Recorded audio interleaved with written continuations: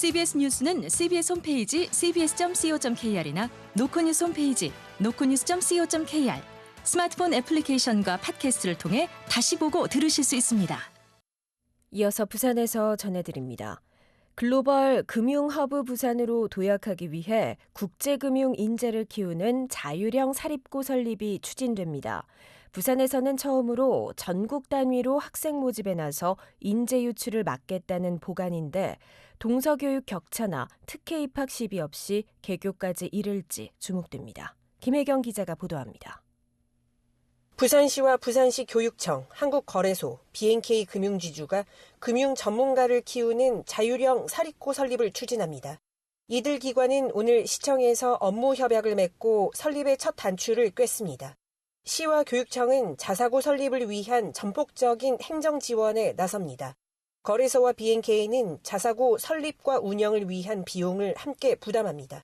학교 부지 확보와 설립 등 초기 비용만 약 1,000억 원에 달할 것으로 추산됩니다. 부산에서는 처음으로 전국 단위 학생 모집에 나서고 개교는 2029년 전후가 될 전망입니다. 박형준 부산시장입니다. 앞으로 여러 가지 절차와 과정들은 필요하겠지만 이미 구체적인 실행을 할 수 있는 수준까지 와 있기 때문에 이 사업이 굉장히 속도감 있게 진행이 될 거라고 생각합니다. 금융 전문가를 집중적으로 키우는 만큼 인재 유출을 막고 부산이 글로벌 금융 중심지로 자리 잡는 선순환이 구축될 것으로 기대됩니다. BNK 금융그룹 빈대인 회장입니다. 예부터 교육은 백년지 대결을 했습니다. 이번 이 교육 학교 설립을 통해서 부산이 또 한 번 글로벌 허브 도시로 성장하는 그런 계기가 되기를 기대하겠습니다. 학교 부지는 기관별 2명이 참가하는 부지선정위원회가 결정합니다. 부산에서 동서 교육 격차가 벌어지고 있어 부지 선정도 쉽지 않을 전망이고 특혜 시비 없는 공정한 전형, 자사고 특성에 맞는 교과 과정 수립도 아직 숙제로 남았습니다. CBS 뉴스 김혜경입니다. 부산 CBS는 서부산 관문인 강서 지역에서 큰 인명피해로 이어진 대형 교통사고가 잇따른 원인과 안전대책을 고민하는 기획보도를 마련합니다. 오늘은 두 번째 순서로 높은 교통사고 사망률과 넓은 면적에 비해 경찰 인력과 CCTV 수는 부족해 신속한 수사를 펼치기 어려운 현실을 살펴봅니다. 보도에 정혜린 기자입니다. 경찰청 통계에 따르면 지난 2022년 강서구에서 교통사고로 목숨을 잃은 사람은 모두 18명으로 부산 16개 구군 가운데 가장 많습니다.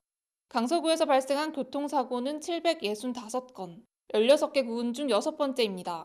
사고가 가장 많이 발생한 부산 진구는 강서구의 2배에 달하는 1,500여 건을 기록했지만 사망자 수는 10명이었고 동래구와 해운대구도 사고 건수는 강서구보다 많았지만 사망자 수는 7명과 6명이었습니다. 강서 지역에서 유독 교통사고 사망자가 많이 발생한다는 점이 통계로 확인된 셈입니다. 사망사고 등 대형 교통사고 비율이 높은 만큼 예방 차원에서라도 신속한 수사와 대비가 필요하지만 지역에 설치된 CCTV와 수사 인력은 크게 부족한 실정입니다. 부산경찰청 관계자입니다. 강서 자체가 신도시 시내권 말고는 외곽 쪽은 다각지대가 될 수밖에 항상 이런 CCTV 부재의 문제는 꼭 부딪히게 되더라고요. 부산시 전체 면적의 23.6%에 달하는 넓은 면적 대비 교통조사 인력이 부족하다는 점도 수사의 어려움으로 꼽힙니다. 강서경찰서 교통조사팀은 3명씩 3개 팀으로 구성돼 일반적으로 3명에서 4명씩 4개 팀으로 근무하는 다른 경찰서보다 적은 편입니다. 강서경찰서 관계자입니다. 신고가 적다 보니까 강서 이런 쪽은 인원이 적습니다. 교통이 워낙 일은 많고 업무 부담감은 많고 대형사고는 자주 발생을 하는데 타운하는 사람이 거의 없습니다. 큰 인명피해와 넓은 면적 대비 수사 환경은 열악한 상황이어서 인력과 시설 보강이 필요하다는 지적입니다. CBS 뉴스 정혜린입니다. 부산 공동어 시장 현대화 사업이 본공사 착공을 앞두고 새로운 전환점을 맞았습니다. 수협중앙회가 출자금을 투입하고 최대 주주로 나서면서 오랜 기간 지연됐던 사업이 본격적으로 추진될 전망입니다. 강민정 기자가 보도합니다. 수협중앙회가 부산 공동어 시장 현대화 사업에 출자금을 투입하겠다고 결정한 지 2년 만에 본격적으로 출자 의지를 드러냈습니다. 수협중앙회는 지난달 이사회에서 약 220억 원의 출자금을 지급하겠다는 계획을 보고했습니다. 이번 출자로 기존 5개 수협이 보유한 공동어 시장 지분은 약 16.1%로 축소되며 지분 19.4%를 가지게 될 수협중앙회가 최대 주주로 떠오르게 됩니다.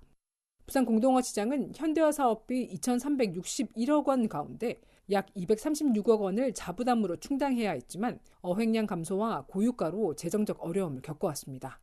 수협중앙회의 출자는 현대화 사업의 핵심 과제인 자부담 문제를 사실상 해결해 사업 추진에 탄력을 줄 전망입니다. 박학재 부산공동어시장 대표는 이번 출자가 사업의 속도를 높이고 국내 수산업계에 활기를 불어넣을 것이라고 기대를 표했습니다. 박 대표입니다. 부담분 10% 때문에 여러 점이 있었는데 이제 수협중앙회가 우리 주식을 20% 사감을 해서 그 예산이 이제 우리 자부담이 해결됨으로 해서 앞으로 이제 사업을 하는 데는 예산 문제에 대해서는 충분히 이제 해결되지 않았나 이렇게 생각해서 감회가 새롭고. 부산시는 본공사 시공사 선정이 유찰됐던 문제를 해결하기 위해 공사 기간을 완화하고 이달 중 재공고를 진행할 계획입니다. CBS 뉴스 강민정입니다.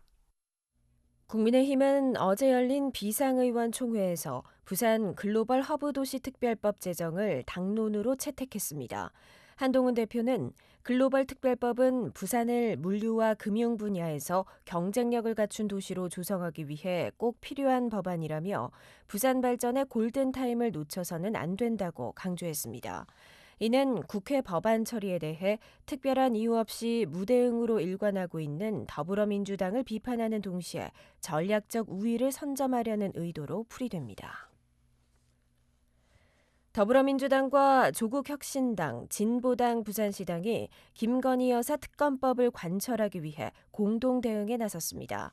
야3당은 오늘 오전 부산시의회에서 기자회견을 통해 윤석열 대통령은 들불처럼 일어나는 국민적 요구에 맞서지 말고 김건희 특검법을 수용하라고 촉구했습니다. 이들은 야당 대표는 먼지털이식 수사를 하면서 대통령 부인 비리에는 면죄부를 주는 정치검찰을 믿을 수 없다며 윤 대통령이 부인 죄를 덮기 위해 거부권을 남용한다면 정권이 국민에게 거부당할 거라고 경고했습니다. 부산지법 형사 6부는 3만 명 이상 투약할 수 있는 마약을 몸에 숨겨 국내로 반입하려 한 혐의로 기소된 40대 여성 A씨에게 징역 9년을, 공범 40대 남성 B씨에게 징역 8년을 각각 선고했습니다. 이들은 지난 6월 메스암페타민 1.1kg을 복부와 가랑이 등에 숨겨 태국에서 항공편을 이용해 김해공항으로 밀반입하려 한 혐의로 재판에 넘겨졌습니다. 재판부는 최근 국내에 들어오는 마약이 급증해 엄벌할 필요가 있지만 밀반입한 마약이 모두 압수돼 유통되지 않은 점 등을 고려했다고 양형 이유를 설명했습니다. 불법 대부업을 하는 조직폭력배로부터 수천만 원대 뇌물을 받고 수사 정보를 누설한 간부 경찰에게 검찰이 징역 7년을 구형했습니다. 오늘 부산지법 형사 6부 심리로 열린 부산경찰청 소속 A경감의 특가법상 뇌물 혐의에 대한 결심 공판에서 경찰은 A씨에게 징역 7년에 벌금 1억 6천여만 원, 추징금 3,200여만 원을 구형했습니다. A씨는 2022년 10월부터 올해 1월까지 불법 고리대부업자 B씨로부터 3천만 원이 넘는 뇌물을 받고 수사 정보를 알려주거나 담당 수사관에게 편의를 봐달라고 요청한 혐의로 기소됐습니다. 부산 지역 소비자 물가가 2달 연속 1%대 상승률을 보였습니다. 날씨입니다. 부산은 내일 대체로 맑은 가운데 아침 기온이 3도까지 떨어져 쌀쌀하겠습니다. 낮 기온은 10도로 오늘과 비슷하겠습니다. 기상청은 대기가 건조해 산불 등 화재 예방에 주의할 것을 당부했습니다. 현재 기온은 9.8도입니다.